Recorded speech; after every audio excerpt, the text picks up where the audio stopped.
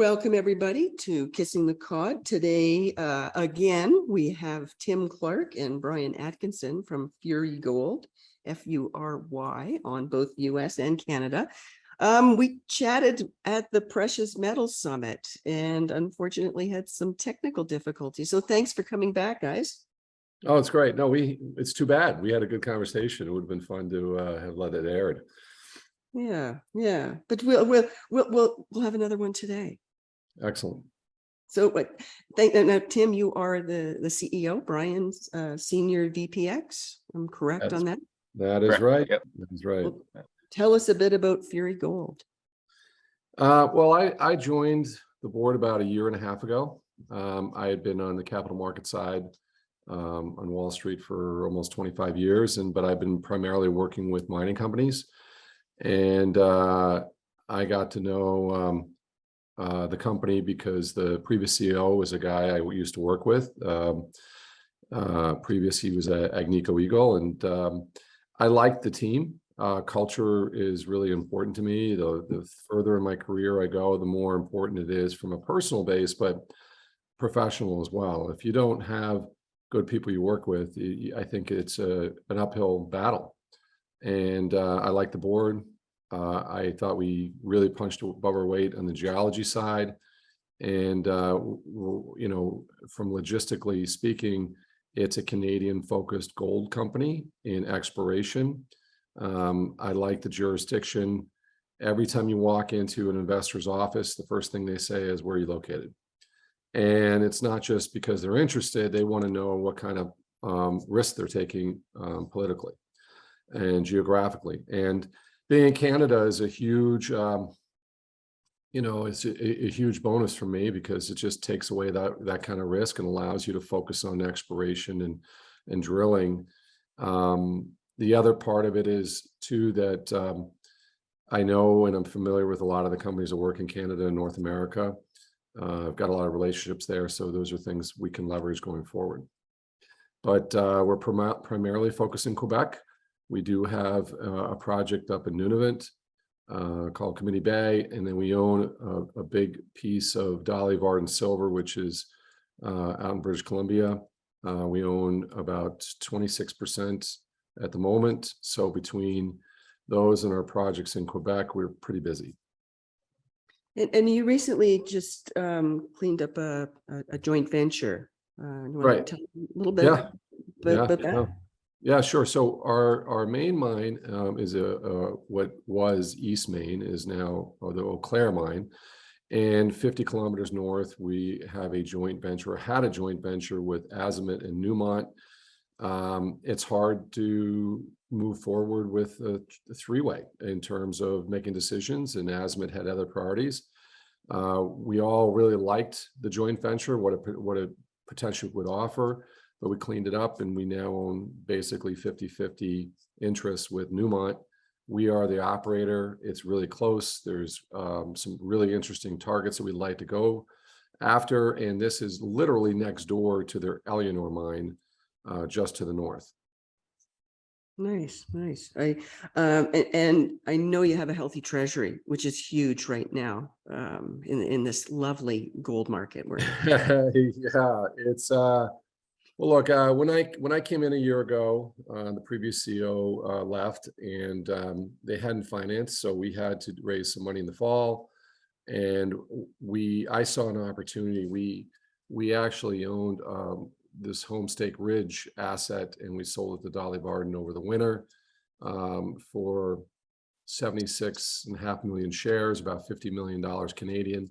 And once I did that, we were able to secure some financing from a top tier producer in Canada, one of the top three, as well as a senior US institution.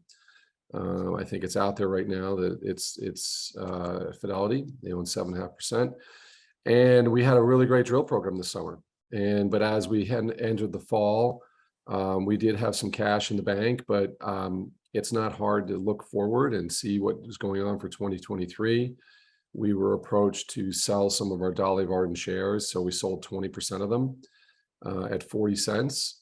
I know some would prefer to we take would have hung on to that. The stock has come up, but what I was seeing was we needed to de-risk what we were doing financially. At the same time, there was starting to be an overhang in their stock because everybody knew the lockup was coming up in February, and I was getting a lot of questions about it. And when these offers come along, I think there's some confusion. Some people think you can just take them whenever you want, and sometimes the first offer is the best offer. I was always taught not to be greedy when you're financing, because if you don't have it, now you're in real trouble. So we took about $6.8 million. It's not a lot. We kept 80%, plus we kept the 2 board seats of Dolly Varden. It's interesting because, it's surrounded by Hecla, and there's some other companies that I think are interested in the 2 joint companies, the Homestake and the Dolly Varden. And silver is a big, leverageable commodity in this market. If it takes off, it could really take off. Immediately afterwards, both stocks were up. Dolly's been up to 66 cents last time I took a look at it. Both are trading much better. We actually earned back all the money in the equity we retained and to the cash that we got. So we're at $12.5 million right now heading into next year. From what I'm told is we're alone in that most companies really don't have any money. And you may saw the Pure Gold a couple days ago, and there's some other companies. I think it's gonna, and this is a topic for us to talk about more, is I think there are a lot of these guys are really in trouble. I agree. And I think it's very smart and strategic of you to take cash. It's and interesting. I think you're right. People don't understand when there's an opportunity. It's not an opportunity that's going to be there in a week or 30 days. You have to make a decision, and it's not an environment where there's a lot of those opportunities right now. Well, look, the company that bought it has a 2-year outlook that things are going to get a lot better. They're not looking for a short trade. They're locking themselves in. It's a great investor for Dolly Varden, of which we have 80% of our remaining position. We own 26% of the company, the largest position of anybody. Why wouldn't I want them to do better? Number one. Number two is, if I came back and wait till the stock went up 30, 40, 50%, the chances of that offer being there are like a lot less. And now, if the market doesn't trade up, or if it trades down, now you're in real trouble. And everybody knows that you're going to be chasing that Dolly position in February to sell some stock. And then all of a sudden the shorts come in and everybody starts, getting on that trade, and it can get ugly really quickly. And I think we surprised a bunch of people. I think it was a strategically great move because it gives us a position not only to be financially flexible, but in a market where I think it's going to be really tough. We're waiting for rates to come down, and we'll find out tomorrow. And if they keep going up, the dollar is going to keep going up. It's not great for gold near term. But again, I fall back on, if you're looking to trade in the junior space, and day trade or weekly trade, whatever you want to do, that's an awfully tough way to make a living. My view is, the way you make real money is you find really good management teams, watch how they operate and are prudent with the money that you give them, and hopefully they get lucky with their drill bit because they're smart, but you do need to get some lucky at some of these too. And that's the recipe for long-term real growth potential. And we're not here. Look, I didn't step into this role of a $60-70 million market cap company because I wanted to make 10%. I'm here because I want to make real wealth, and I think it's possible.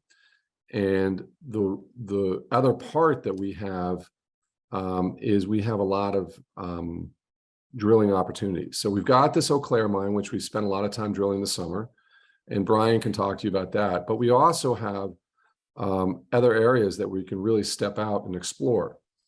We've got 55,000 hectares of land that is ours in Quebec, in the James Bay region, and only a third of it is really the Eau Claire and Percival area where we have historical mining. The 35,000 hectares is wide open greenfields. We've done 3,000 soil samples this year. And that's where you really have exploration and can really find something big. And as one of the producers told me, listen, we're happy you sold that raised some money with Dolly, because we didn't buy you for Dolly.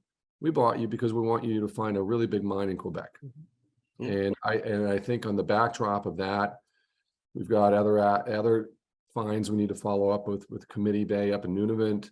We got Snake Lake, which is a big step out from our resource.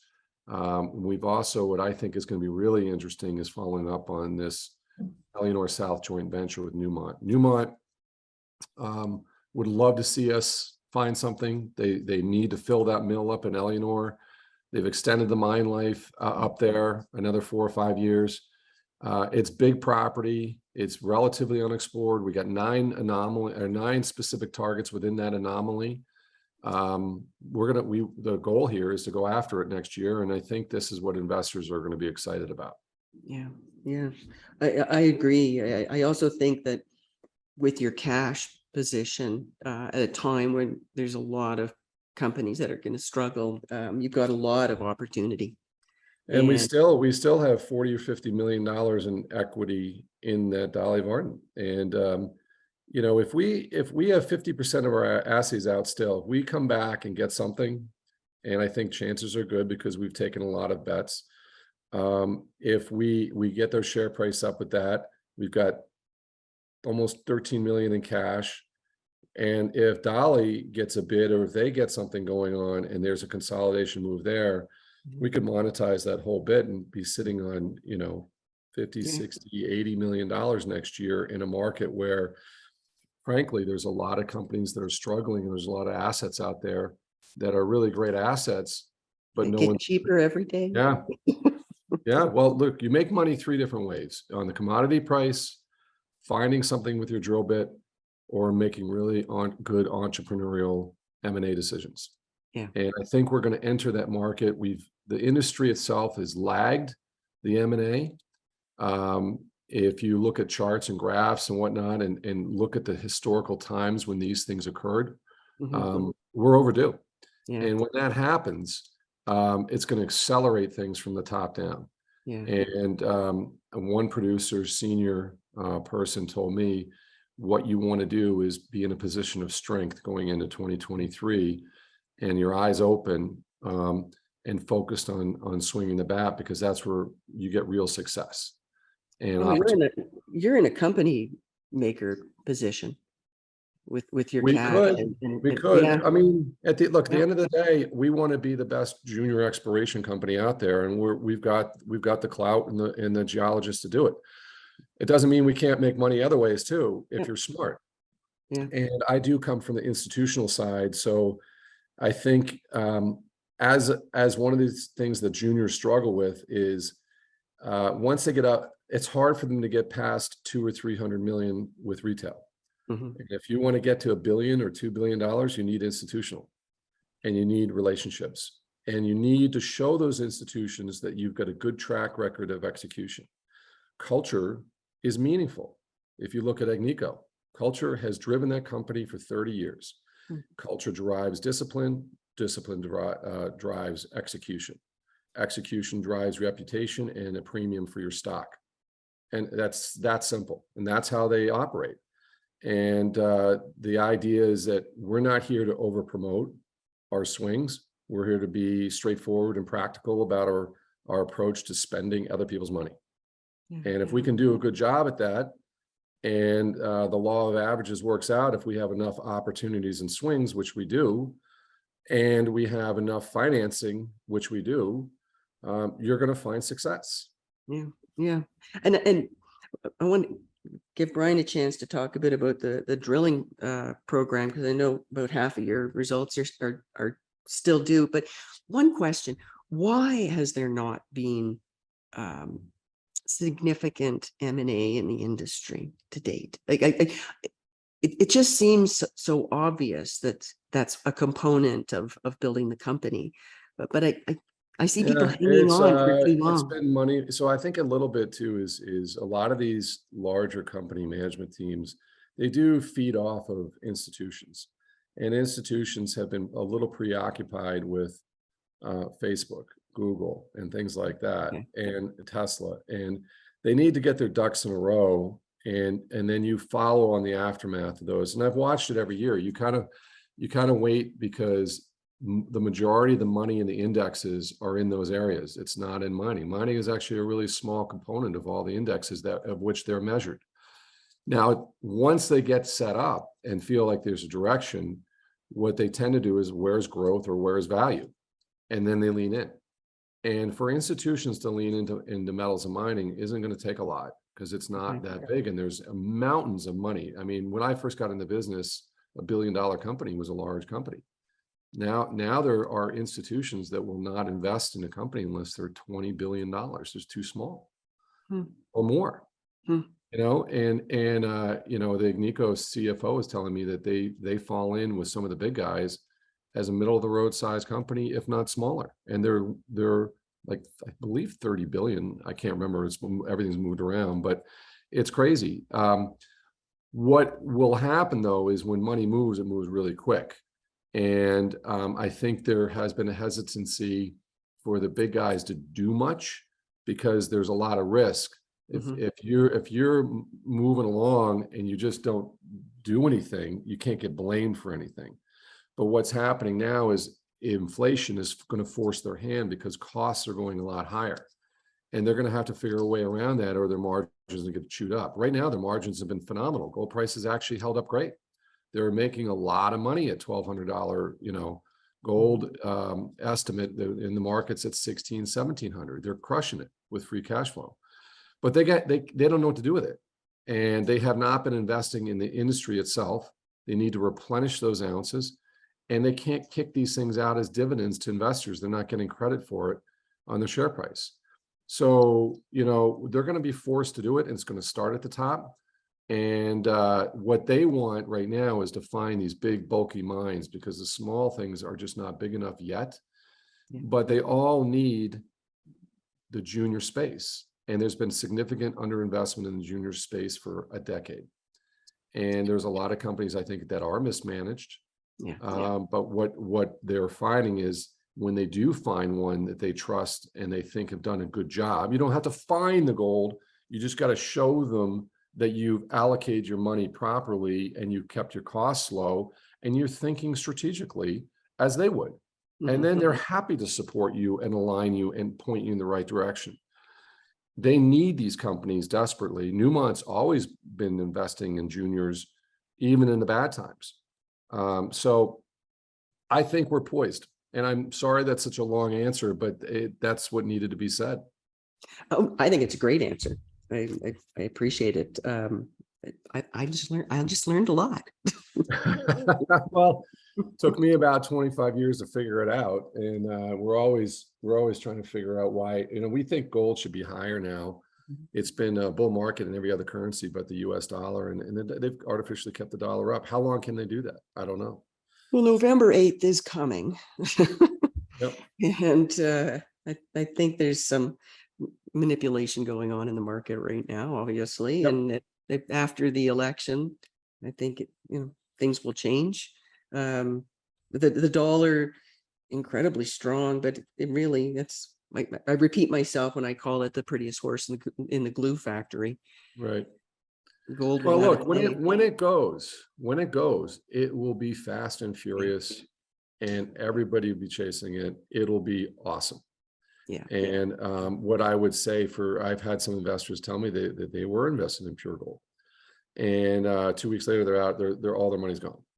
And my view here is we're not going to be gone. We have enough money in financing not to have to raise money for the next 3 to 5 years. That is a powerful comment for a junior, and I don't think there's anybody else out there who can say that. No, I don't. I agree with you. And we should give Bryan a chance. We haven't heard from him. Of course. Yeah, sorry, Bryan. No, that's okay. I talk too much. Maybe you want to talk a bit about your drilling program that you're waiting on about half of your results from. Yeah, we just wrapped up about a just shy 18,000 meter drill program over the spring and summer.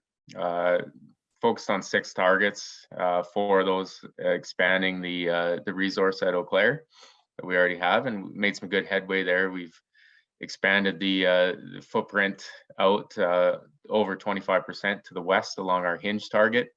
Tested some other conceptual targets, and some of those still waiting. So we're sitting on the news release that went out on October 24th, that caught us up to about 50% of our results, another 50% pending on some really interesting targets. 2 of them within the deposit expansion, and then 2 at our Percival prospect and a parallel fold hinge out that way. So lots of news still to come for the over the next 2 to 3 months, which will be good for us as we go through the winter and into early Q1 2023. Lots of regional work done as well, as Tim alluded to, some targets, just moving some of these regional prospects and targets through the pipeline towards drill stage, and at our Lac Clarke property right to the east of Eau Claire, and then also up at the Eleanor South joint venture with Newmont. So we did a small program up there this year, and pretty much geared towards getting a drill bit into the ground up there next year as well. So, and in addition to being mineral rich, Quebec has some really good tax benefits that they offer for exploration. I'm correct on that? Yeah, definitely. Not just tax benefits, but infrastructure. But if you look at the charity flow through, it's 1.75 to 1.8 premium. If you spend hard dollars, you get a 30% tax return on them. Hydro-Quebec, if you're linked into the grid, you get there's discounts to mining. They're already 30% cheaper than other G7 countries for the hydroelectricity. Hydroelectricity is green power, which is good. That's what's going to attract the future into the mining. The big knock is that we're all the commodities are needed, but we have a big carbon footprint as well. So if you can be linked into green energy while you're producing the needed commodities, it's gonna be good. So yeah, Quebec is very attractive for numerous reasons, all the way to permitting as well, and the support you get from the Quebec institutional investors as well. Yeah, the permitting is a question that comes up often on timelines. How are the timelines in Quebec? Quebec is unique, for their environmental assessments. A lot of jurisdictions require 2 to 5 years of baseline data. Quebec is 1 year of baseline data. Drill permitting is on the weeks to on a week scale rather than on a month to year scale. So yeah, we're able to sort of effectively go in and plan our programs and be able to pivot. If we find something while we're in the field that we feel needs a drill put into it, we're able to get those permits in time to be able to go out and do those programs. Nice. Yeah, I'm hearing some jurisdictions like 6 to 12 months on a permit. It just doesn't allow you to incorporate your results from the previous season. You've got to get out there and get a permit. So really, really important in Quebec. I don't know how anyone's marketing anymore with conferences. I can't get my head. Yeah, I can't get my head around it. So what do you guys see as a way that you're reaching shareholders and investors? We actually are doing our budget over tomorrow, a little bit for next year. And we're going to take it down a little bit. We got to be obviously sensitive of cost, but we're just not finding the bang for the buck in a lot of this stuff. And it's, these conferences are really sort of the same investors over and over again. I do think social media really works to get your message out. I think it's worth spending money on. And I've got personal relationships that I really sort of maintain, and we all do. But the greater benefit is just really sort of leveraging a lot of little things, whether it's newspaper or radio, things that we're doing, podcasts, and you got to mix it up and go with it. I think the biggest problem right now is the lack of interest there are companies who put out incredible drill results and they get nothing for it. So if I were the management team, I would be hoarding those drill results for better days, because if you don't get paid for it, then you can't justify going out and raising the money for it. And I think that's one of the things that's going to put pressure. And if you don't have cash in the bank, you're going to be, if this market doesn't rip back anytime soon, I mean, if the thesis of 18 months, 2 years out by some of these institutions, you're going to be struggling. I do think that my sense is people are starting to do the work now. And I've always been able to feel that out, because I've worked with a lot of these companies that have institutions and analysts, and the preliminary work, the questions that are coming in, even at the big level, the big guys, is starting. And they're looking at this to position themselves. And what I think they're waiting for is an excuse to jump in. They are looking for a pop in gold price or a company to have an amazing discovery, and they'll pile into a good company. I think it's going to be someone said this to me yesterday, if you're mining an asset that's been mined for 30 years, looking for that next pocket, harder to find than a new discovery where you can swing the bat. People want to take risk in this industry because there's significant upside. And I think you got to be aligned with understanding that if you want to go out and do singles and doubles, you're going to have a hard time. If you want to go out and in disciplined way and say you're going to take a big chance on a couple of these really interesting things, I think everybody's all in. So yeah, it's I every day I kind of ask the question, what's the best way to get out there? I think you're right. It's social media. It's everything. Some of these conferences are just like, I feel like I'm talking to the same people over and over. I'm just talking to each other. Here's the interesting thing that I think, and I think they're really expensive for what you get. Yeah. And so the problem is, how do I keep supporting? I want to support those venues, but how do I keep supporting it if they're gouging me on price? Yeah. Right. Interestingly enough, we're having a hard time, and no one's backing down on prices. If not, they're increasing prices, because there are a few companies who've been desperate enough to want to pay top dollar as a last run at it. I think that, if we don't do better, a lot of these promoters are going to be in trouble. Yeah. I think there's an opportunity for a new way of doing things. I just haven't figured out what it is yet. Listen, I did sales for 20 years, and you have to keep moving the needle. You're trying new things, and 1 year you'll try 4 or 5 things, and then something sticks, and you run that through for a year or two, and then you have to go do it again. Yeah. And the best thing for companies to do is to keep talking to their investors and asking them how they hear about you, and that's to me makes a lot of sense. And keep being entrepreneurial and thinking and being sensitive to the dollars you spend. You don't need to spend 20 grand to go to a conference if you're going to see the same people you did the last 3 conferences. Yeah. And not to mention the plane tickets and all that stuff and the food. What we really like were these online video conferences.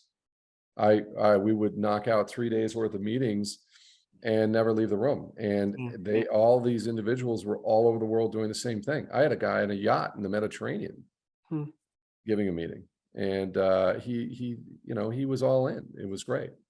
Plus, it reduces your travel budget. It reduces your strain on your wasted time during travel. Well, the free dinners are a big deal. Yeah, we got rid of our offices because guess what? You want to be flexible for the talent, to keep the talent. Yeah. And you don't need an office and all the overhead to run a company. Maybe you do in some companies, but when most of our action is going up a camp, field. Yeah, you want to spend every dollar you can get on the drill bit. Yeah. And I think that the companies are starting to figure that out pretty quick. Yeah. Better ways to spend shareholders' money. Yeah. Than the nice corporate office and the like luxury dinner. I'm with you. Tim, it's been great talking again. Yeah, you too. And Yeah. Brian, thank you. Yeah, thank you very much. I'm going to keep an eye on you guys, and I really wish you the best. And I think you're sitting at a point in time with work in the field and money in the bank when everybody else is going to be pretty envious. I think you've got a Well, company we've got in a good team. situation. We've got a really good team. Brian is the guy who sets that up. We can punch above our weight. We want everybody to be here because we're committed, and we think we're going to be successful, and we're lucky to have everybody where we are. So thank you for paying attention, and thank you for the time. Thanks. Yeah, thanks. And let's chat again in the new year. We'd love to. Yeah, we'll have a lot more assay results out. So fingers crossed, we're going to get some good news. Excellent. Well, thanks everyone for joining us. And thanks to Tim and Brian, and it's Fury, F-U-R-Y, in the US and Canada. Have a great day, and we will see you again. Thank you. Thanks.